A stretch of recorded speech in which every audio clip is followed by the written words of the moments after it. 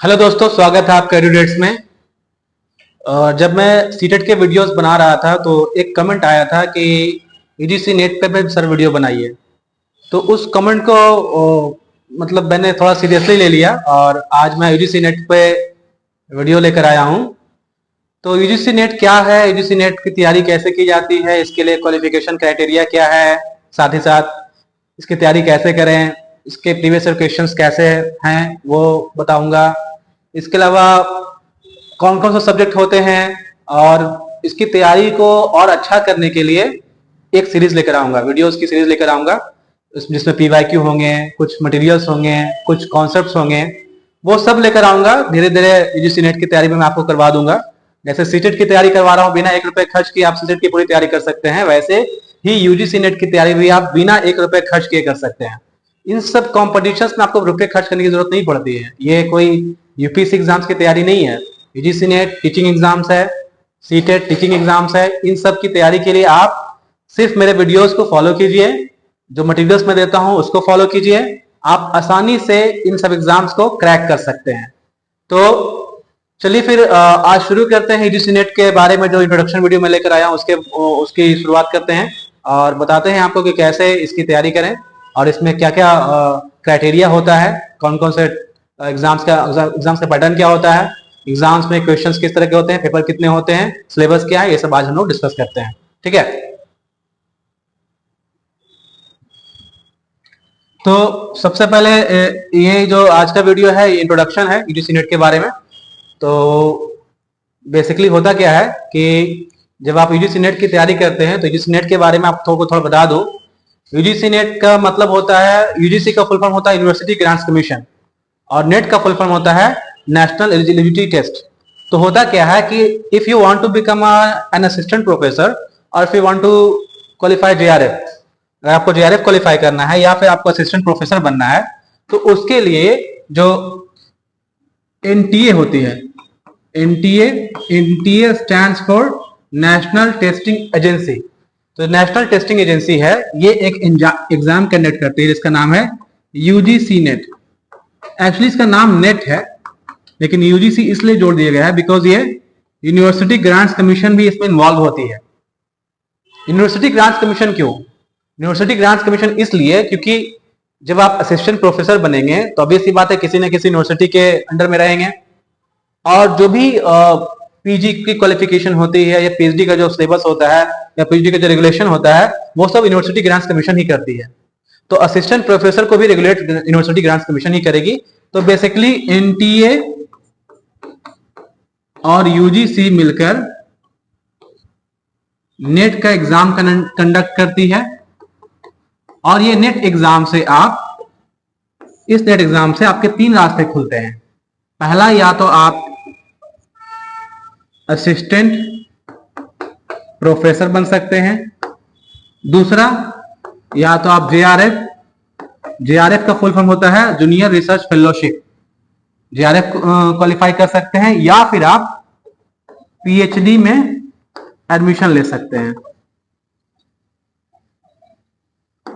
तो अगर आप यूजीसी नेट क्वालिफाई करते हैं यानी आप यूजीसी नेट की तैयारी कर रहे हैं, आपने क्राइटेरिया क्या है, पीजी क्वालिफाई होना चाहिए 55% मार्क्स के साथ।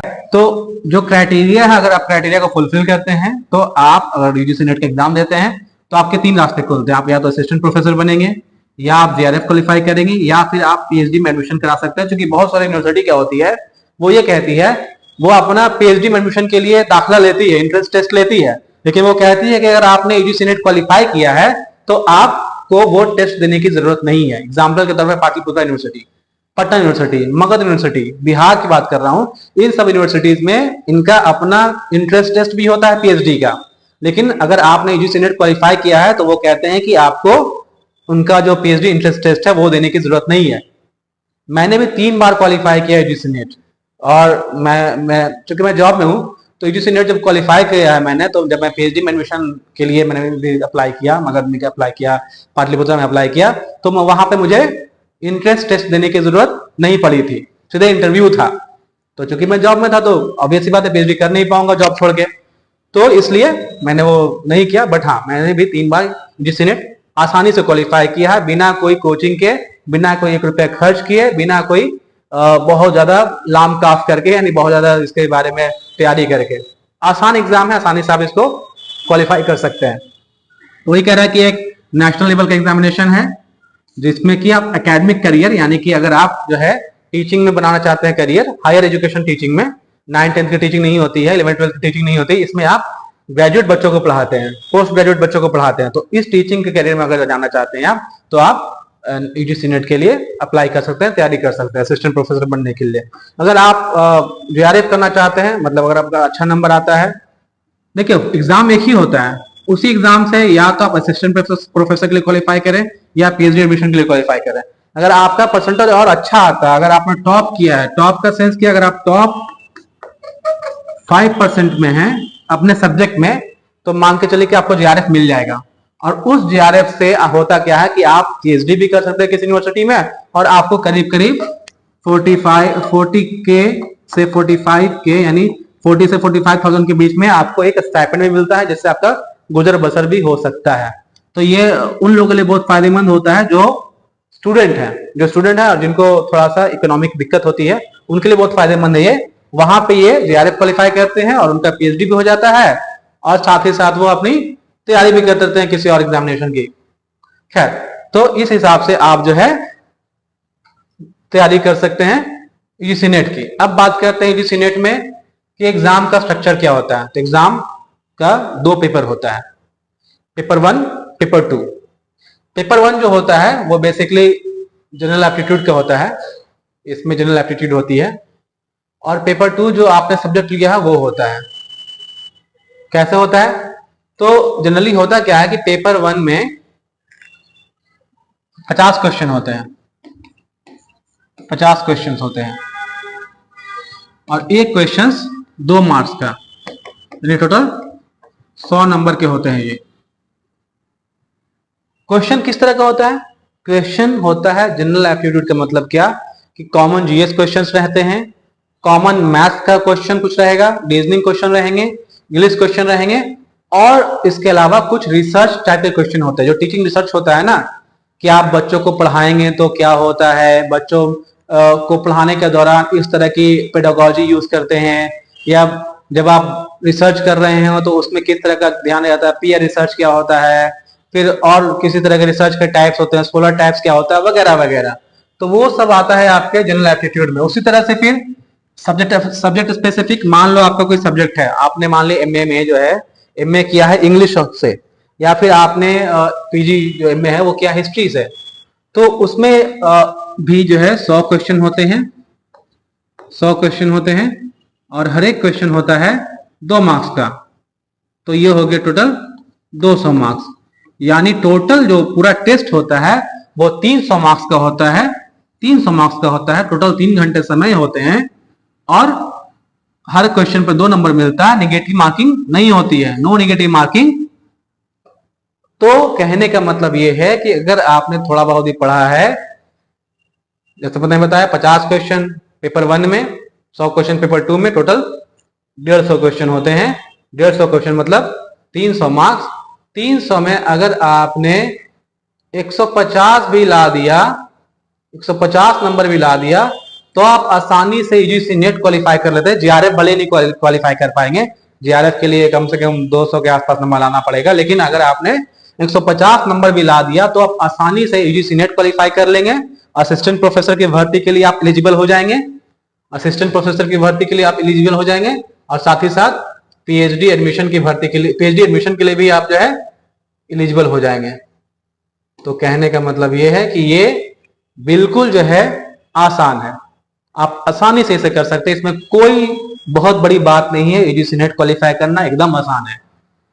इसके अलावा एक बात और ध्यान रखना है कि अगर आप जब इन सब सब्जेक्ट्स की तैयारी करेंगे तो इसमें एक चीज और देखना होता है, जो सब्जेक्ट स्पेसिफिक होता है। जैसे मान लें आपका सब्जेक्ट है पॉलिटिकल साइंस, पोल साइंस है, तो पोल साइंस के 100 क्वेश्चन आप सॉल्व कभी नहीं कर पाएंगे, कोई नहीं सॉल्व कर पाता है। जो रिसर्चर होता है वही सॉल्व नहीं कर पाता, जो क्वेश्चन सेटर होता है उसको भी सॉल्व करने में मुश्किल होगी, तो ये कोई सॉल्व नहीं कर पाता। तो इसमें आप स्कोर हार्डली जो है, हार्डली 75 से 80 नंबर ही कर पाएंगे। स्कोरिंग सब्जेक्ट कौन सा है? स्कोरिंग सब्जेक्ट ये है, ये 100 में 100 आप स्कोर कर सकते हैं। क्योंकि इसमें मैथ्स होता है, रीजनिंग होता है, रिसर्च पेपर होता है, ठीक है, जीएस होता है, जिसमें आप स्कोर कर सकते हैं। इसमें आप कितना ही पढ़ लेंगे तो जब बहुत ज्यादा स्कोर नहीं कर पाएंगे। तो अगर आप मिला जुला के इसमें अगर आप 80 स्कोर कर देते हैं और इसमें आप 80 स्कोर कर देते हैं तो आप आसानी से यूजीसी नेट क्वालिफाई कर लेंगे। तो इसी चीज के लिए मैं आया हूं वीडियोस लेकर यूजीसी नेट का। मैं हर एक छोटे इंटरवल पे यूजीसी नेट का वीडियोस लेकर आता रहूंगा ताकि आपको आसानी से यूजीसी नेट का मटेरियल्स मिल जाए, इसकी तैयारी आसानी से हो जाए आपकी, ठीक है। तो अब बात करते हैं एग्जाम का मीडियम। सब जानते हैं एग्जाम बाइलिंगुअल होता है, हिंदी मीडियम इंग्लिश मीडियम दोनों होंगे इसमें, ठीक है। बाइलिंगुअल फॉर्मेट होता है, इंग्लिश में भी होगा हिंदी में भी होगा। लेकिन हाँ, एग्जाम्स जो है पेन एंड पेपर टेस्ट में नहीं होता है, एग्जाम्स होता है ऑनलाइन सीबीटी मोड में, कंप्यूटर बेस्ड टेस्ट होता है।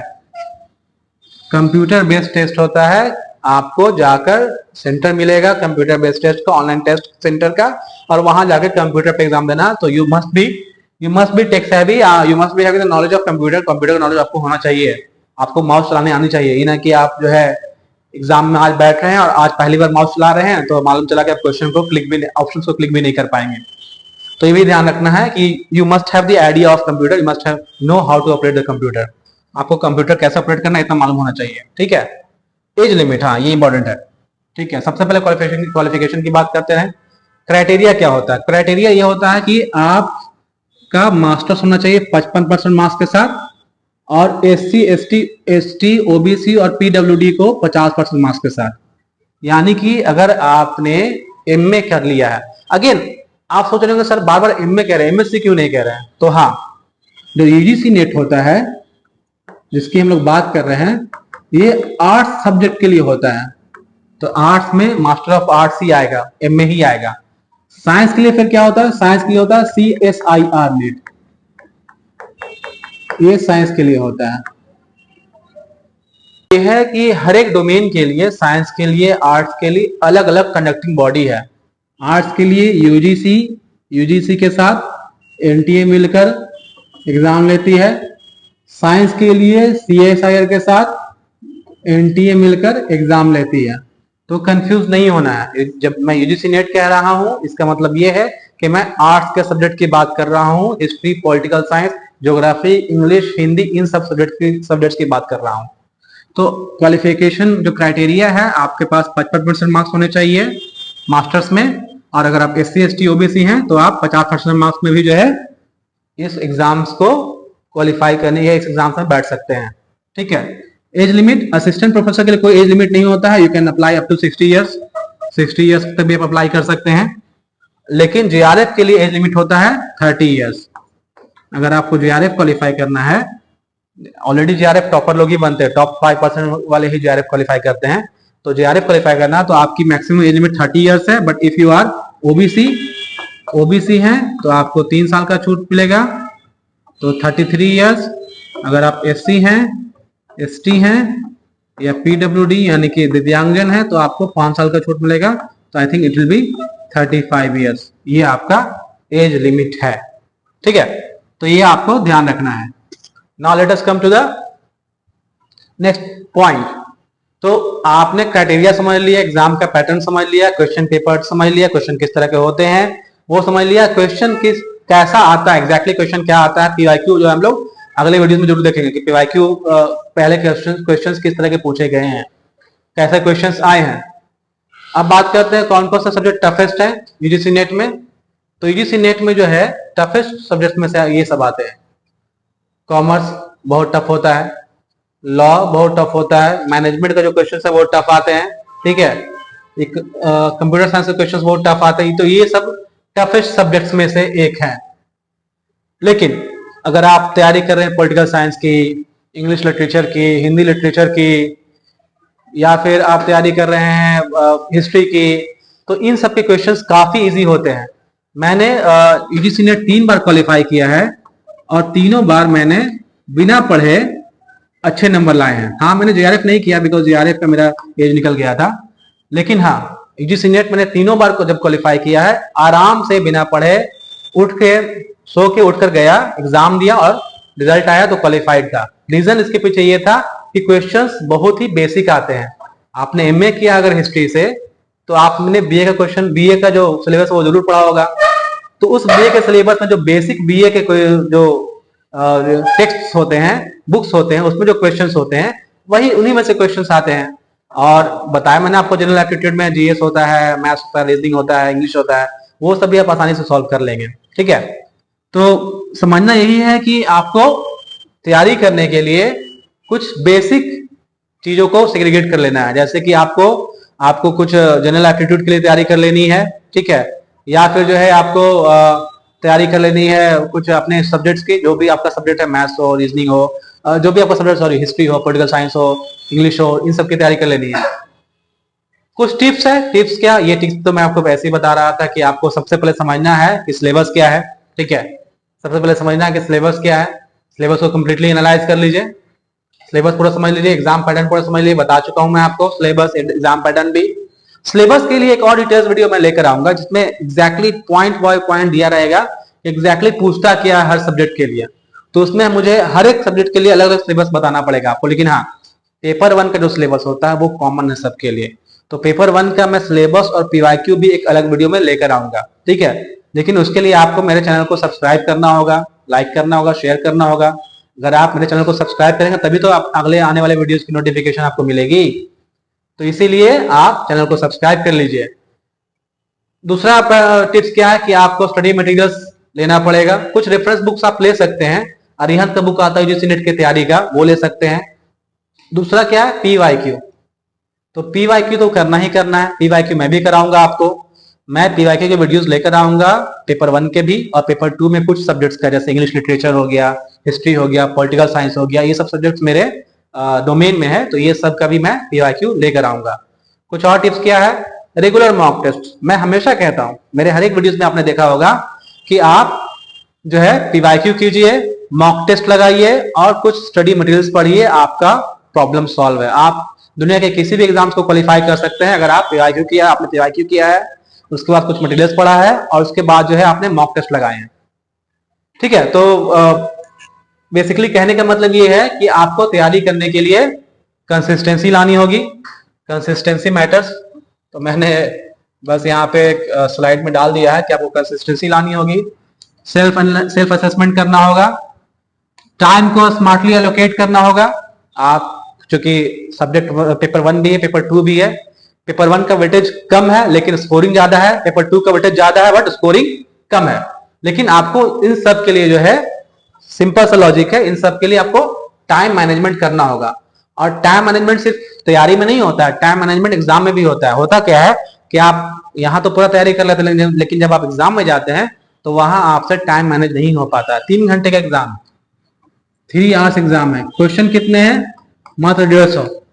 1 मिनट से ज्यादा समय मिल रहा है आपको एक क्वेश्चन पे, क्या आप नहीं सॉल्व कर पाएंगे, आसानी से सॉल्व कर पाएंगे? मैथ्स थोड़े लंबे लंबे हैं कि आपको टाइम लगेगा सॉल्व करने में, नहीं, आप आसानी से सॉल्व कर पाएंगे। बस आपको जरूरत है थोड़ा सा टाइम मैनेजमेंट करने की, 2-4 मॉक टेस्ट लगाने की, ताकि आप एग्जाम हॉल में जाके पैनिक ना हो जाए। ठीक है, तो एक यहीं पे इसलिए डाला हुआ है ये एक कोटेशन, यूजीसी नेट में सक्सेस जो है वो सब्जेक्ट से नहीं मिलती बल्कि स्ट्रेंथ ऑफ योर प्रिपरेशन से मिलती है और स्ट्रेटजी से मिलती है। यानी कि आपका नॉलेज कितना है सब्जेक्ट में, इस पर डिपेंड नहीं है, बहुत कुछ डिपेंड इस पे है कि आप कितना अपने जो तैयारी है उसको आपने स्ट्रॉन्ग किया है, आपने कितना मॉक टेस्ट लगाया, आपने कितना पीवाईक्यू देखा है, आपकी स्ट्रेटजी कितनी अच्छी है, उस पर डिपेंड करता है बहुत कुछ। मैं बहुत अच्छा नहीं था अपने सब्जेक्ट में, जिस सब्जेक्ट में मैंने यूजीसी नेट क्वालिफाई किया है, मैं उन्हें बहुत अच्छा नहीं हूं, लेकिन मैंने आसानी से क्वालिफाई किया हर बार जब भी एग्जाम में बैठा हूं, क्योंकि मेरी स्ट्रेटजी ठीक ठाक थी। मैं एग्जाम में गया जाता हूं, सबसे पहले पेपर 1 पूरा देखता हूं, पहले पेपर 1 पूरा सॉल्व करता हूं धीरे धीरे आसानी से, उसमें मैं स्कोर करता हूं मैक्सिमम, और फिर जो मेरा सब्जेक्ट होता है उसमें मैं अगर जनरल स्कोर भी करता हूं तो मैं आसानी से क्वालिफाई हो जाता हूं। तो आपको भी यही ध्यान रखना है।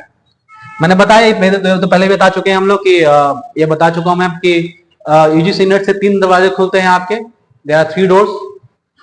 यूजीसी नेट से आपके 3 दरवाजे खुल जाते हैं। पहला तो आपका जो होता है वो असिस्टेंट प्रोफेसर का होता है, आप असिस्टेंट प्रोफेसर बन जाते हैं यूजीसी नेट क्वालिफाई करते हैं। तो बनते नहीं है, आप असिस्टेंट प्रोफेसर के लिए अप्लाई कर सकते हैं।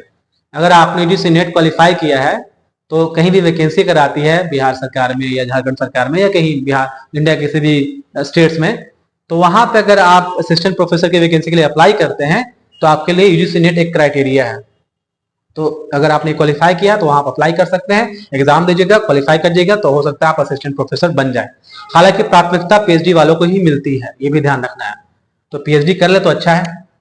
दूसरा दरवाजा क्या है, सेकंड डोर क्या है, रिसर्च फेलोशिप। हाँ, आप जेआरएफ कर सकते हैं, जेआरएफ आपने कर लिया तो एसआरएफ कर सकते हैं, junior research fellowship, senior research fellowship. But in सब के लिए आपका स्कोर अच्छा होना चाहिए। जेआरएफ एसआरएफ के लिए आपका स्कोर यूजीसी नेट में बहुत ही अच्छा होना चाहिए। टॉप 5% वाले ही लोग ही जेआरएफ में जाते हैं। अगर आप टॉप 5% नीचे हैं, 95 परसेंटाइल के नीचे हैं, तो आपको असिस्टेंट प्रोफेसर के लिए क्वालिफाई कर लीजिएगा। या फिर तीसरा जो दरवाजा है, तो थर्ड डोर है, वो है पीएचडी एडमिशन का। तीसरा जो आपका रास्ता खुलता है वो पीएचडी में एडमिशन के लिए। तो मैं पहले ही बता चुका हूं कि यूजीसी नेट के एग्जाम से आप तीन रास्तों में जा सकते हैं। या तो आप असिस्टेंट प्रोफेसर के लिए अप्लाई कर सकते हैं, वैकेंसी आती है तो। या तो आप पीएचडी में एडमिशन ले सकते हैं अगर आप वर्किंग नहीं है तो। मैं वर्किंग हूं तो मैंने पीएचडी में एडमिशन नहीं ले सका इसी वजह से। या फिर आप रिसर्च फेलोशिप कर सकते हैं, जेआरएफ कर सकते हैं। ये आपके 3 रास्ते खुल जाते हैं if you qualify UGC net examination. ठीक है, तो अब कंक्लूड करता हूं मैं अपने वीडियो को। कंक्लूजन यही है कि यूजीसी नेट क्वालिफाई करने के लिए आपको पेपर 1 पे फोकस करना है। पेपर 1 स्कोरिंग सब्जेक्ट है। पेपर 2 जो है वो एवरेज सब्जेक्ट है, जिसमें उसमें जो आपका सब्जेक्ट है, चाहे इकोनॉमिक्स हो, चाहे हिस्ट्री हो, पॉलिटी हो, कोई भी सब्जेक्ट हो, उसमें आपको बेसिक नॉलेज होनी चाहिए आपके पास। ग्रेजुएशन के टेक्स्ट बुक से क्वेश्चन आते हैं, ग्रेजुएशन अच्छे से पढ़ा हुआ होना चाहिए, ये ध्यान रखनी है। पीवाईक्यू सॉल्व करना है, खूब पीवाईक्यू सॉल्व करना है, खूब सारे मॉक टेस्ट लगाने हैं और उसके बाद जाके एग्जाम देना है। आसानी से आप क्वालिफाई कर लेंगे यूजीसी नेट। तो आज के लिए वीडियो को यहीं खत्म करते हैं। मेरी वेल विशेष है आपके लिए। अगर आप यूजीसी नेट की तैयारी कर रहे हैं, अभी एग्जाम फॉर्म आया भी हुआ है, आप एग्जाम फॉर्म भर सकते हैं। मेरे वीडियोस को फॉलो कर लीजिए। मैं पीवाईक्यू लेकर आऊंगा यूजीसी नेट का। इसके अलावा कुछ और कॉन्सेप्चुअल जो होती है, जैसे रिसर्च में पेपर में क्या होता है, जो उसका रिसर्च टॉपिक है उसमें कुछ कॉन्सेप्ट्स भी हैं, कुछ साइकोलॉजिस्ट के, कुछ रिसर्चर्स के उसमें कॉन्सेप्ट्स भी हैं, वो भी मैं लेकर आऊंगा। कोशिश करूंगा कि उनको भी मैं एक जगह कंपाइल करके लेकर आऊं। तो उसके लिए आपको मेरे वीडियोस को फॉलो करना होगा। तो मेरे वीडियोस को फॉलो कीजिए। तब तक के लिए मिलते हैं फिर नेक्स्ट वीडियो में। टिल देन टेक केयर, पढ़ते रहिए, खुश रहिए, बाय बाय।